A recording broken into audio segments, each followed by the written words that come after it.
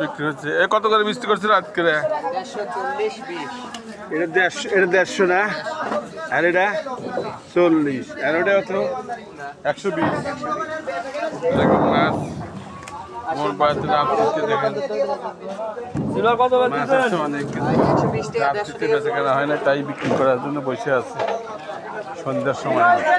মাছ বাজারের অস্থির অবস্থা দেখে যে কি হচ্ছে। এই কত করে কেজি? কত করে কেজি রায়ক মাছ?